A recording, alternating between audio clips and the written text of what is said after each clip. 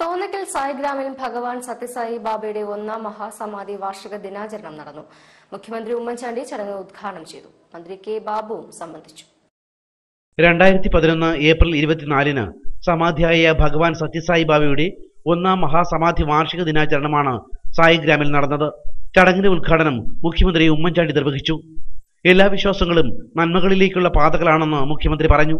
എല്ലാ വിശ്വാസങ്ങളും മനുഷ്യ നന്മയിലേക്കാണ് വിരൽ ചൂണ്ടുന്നത്.